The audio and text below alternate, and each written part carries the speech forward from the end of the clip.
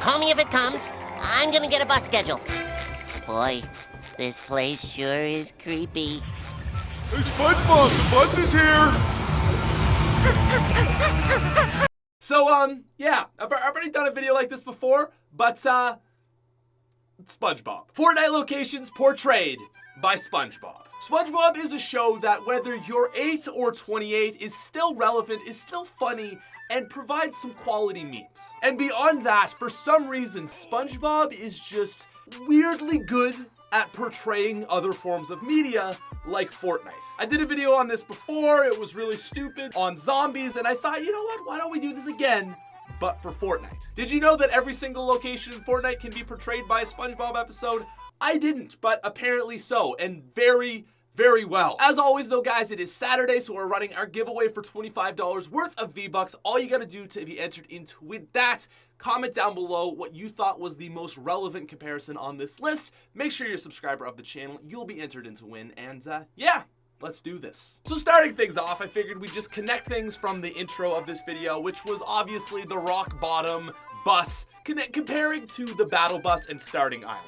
Now moving into some real stuff, we're gonna start over on the west coast of the map with Snobby Shores. Now with its name, Snobby Shores is obviously a very nice, rich community. Got that waterfront property, some really big, nice houses, and they're also orderly in a row. It's almost like this really high-end sort of gated community, and what would actually relate into that?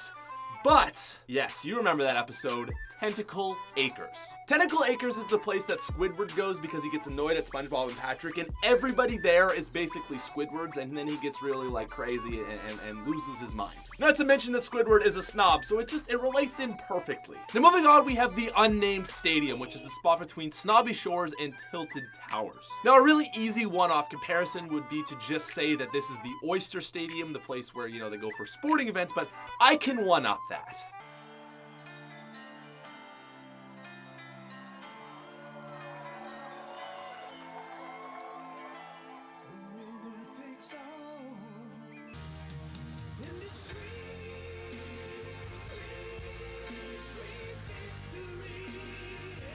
Now moving on from here, we have Junk Junction, which this is a pretty easy connection. Junk Junction is like this scrapyard, it's got all kinds of metal, and the easy comparison to this one is A1 Wreckers. So A1 Wreckers was in the episode where Patrick tries to prove that he's really tough, and basically he goes into one of the cars as it's getting like smashed up, and he gets squished. As a side note, I just want to mention that I can't have the actual episodes up on screen because copyright issues, and I don't want my channel to get taken down. Moving on from here, we have Haunted Hills, a very creepy cemetery. The SpongeBob equivalent to Haunted Hills is going to be Floater's Cemetery. Mr. Krabs steals what he thinks is this really expensive hat from a fish, and then the fish comes to life, and he brings all the other corpses to life, and then they attack him.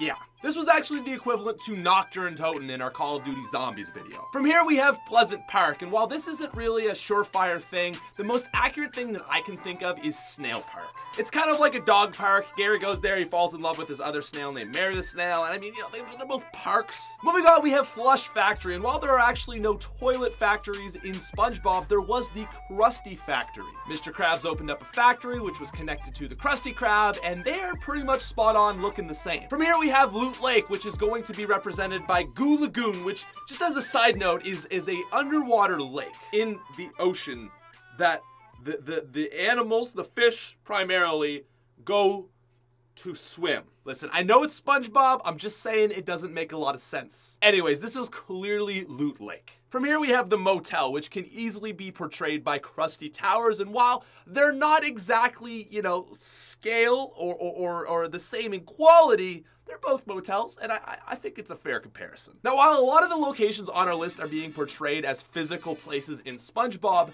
not all of them are. For example, Shifty Shafts is clearly a mine, it's got these underground locations, and there's a very good representation of this in SpongeBob. There's actually an episode where SpongeBob and Patrick become miners, and they dig tunnels underground, underneath Squidward's house, connect them, and then they, as always, annoy the crap out of Squidward. Another example of this is Anarchy Acres.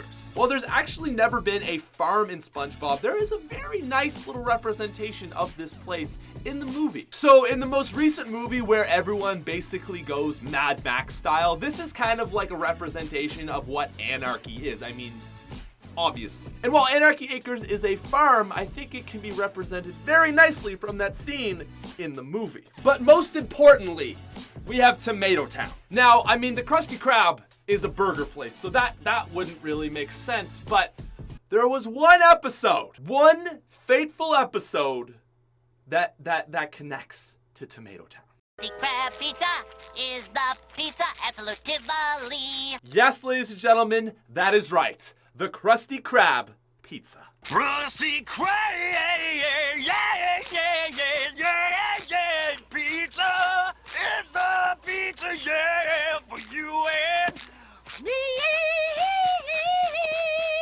Now moving on from here, we have Dusty Depot, and to be completely honest, this is the one spot on the list I couldn't come up with anything. So if you have any ideas, comment down below what Dusty Depot is, but I don't really care because it's Dusty Depot, and Dusty Depot's trash. Moving on, we have the OG factory. I mean, really, either factory works for this one. I guess you could say like the Krusty factory, but what I think is a more accurate factory, because it's like this low-key, not very good one, is the Snail Bites factory. Snail Bites are the snail food that SpongeBob tries to give Gary after seeing it on an advertisement. Moving on from here, we have Salty Springs, and this was a bit of an interesting one to determine. I was thinking, like, you know, Salty Springs, at the end of the day, it's just a normal living community. Like, you've got Pleasant Park, which has sort of the park aspect to it, right? You've got, you know, Snobby, which is the high-end snobby place. But realistically, I think Salty Springs is just kind of like the average place. More importantly, Salty Springs is salty, and who in the episodes is salty but obviously Squidward? Salty Springs is a low-key living area with many different residents, but is importantly salty. So honestly, I think the best comparison that Salty Springs can be is literally just the place where SpongeBob, Patrick, and Squidward live. It's just this normal living area with one person that happens to be particularly salty. Moving on from here, we have Fatal Fields, which I think is clearly going to be Jellyfish Fields. I mean, Jellyfish Fields isn't actually a farm, but if you think about the entire area, especially the part behind, like on the southern shore, it's nothing but fields. Obviously, they have the same name, but more than that is just like the actual area itself. I think they're very representative of each other. Okay, so we are down to the last 9 on our list, and I'm gonna be honest, I saved the best for last, so we're gonna really get into it here. Retail Row. It's a shopping mall. It's a shopping plaza. And I mean, this one's pretty obvious. It's gotta be the Bikini Bottom Mall. Now, in fairness, the Bikini Bottom Mall is only like one area, whereas Retail Row is a few different shopping areas, but I think it works. You know, they're both main, big shopping areas. Makes a lot of sense. From here, we have the Wailing Woods, which is representative of one of the most classic episodes. It's the Magic Conch Shell episode. The 3 go to Kelp Forest, which is, in my opinion, Wailing Woods. They get lost, they use the Magic Conch Shell. It doesn't really help them out. It was a classic. Now up next we have the mountainous region in Fortnite, kind of like that middle sort of by tilted area. Sand Mountain. Duh. Moving on, we have everyone's Valentine's Day favorite location. This is Lonely Lodge. So Lonely Lodge is a campground, and what better way for SpongeBob to portray it than the campfire song episode? I call this one the campfire song. Let's gather around the campfire and sing our campfire song. C-A-M-P-F-I-R-E-S-O-N-G song. C-A-M-P-F-I-R-E-S-O-N-G song. And if you don't think that we can sing it faster, then you're wrong. But it'll help if you just sing along. C-A-M-P-F-I-R-E-S-O-N-G song. Patrick! Song! C-A-M-P-F-I-R-E-S-O-N-G. Squidward! Pretty straightforward. They camp out, and you know, Lonely Lodge is a place where you camp, so. Moisty Mire, which is ironically where I spent my Valentine's Day. But for real, this is probably one of my favorite comparisons. It's the prehistoric episode. Now, the prehistoric SpongeBob episode was pretty monumental in my opinion because this is where the SpongeGar meme came from. One of the best memes of all time. But basically, Moisty Mire is like this really swampy, kind of weird sort of area. And obviously, like in that episode, it's Bikini Bottom sort of, but it's all swampy and more prehistoric. And I think they actually look very similar. Moving on from here, we have the prison just next to our Moisty Mire. So I mean, the prison is pretty much a one-to-one for the Bikini Bottom jail. From here, we have the trailer park. And unfortunately, there is no trailer park in SpongeBob. Fortunately for you though, guys, I have a Trailer Park Boys SpongeBob meme crossover. Let it roll. Also, as a fun side note, I grew up like 30 minutes from where the Trailer Park Boys is filmed, so kind of cool. Moving on from here, we have everyone's favorite and least favorite location, which is Tilted Towers, and this has got to be New Kelp City. I mean, they're both cities, they got towers. What more could you ask for? But ladies and gentlemen, coming in at our #1 spot, I think this is the one you've all been waiting for, Greasy Grove. This one took a lot of thought and effort. I mean, it definitely wasn't the thumbnail for this video or anything, but you know, I started thinking, it's like, there is a place in Spongebob. This place sells hamburgers known as Krabby Patties, because obviously Greasy Grove is the Krusty Krab. More specifically, Der Burger, which is Greasy Grove's burger place, is the Krusty Krab, but you obviously see the comparison.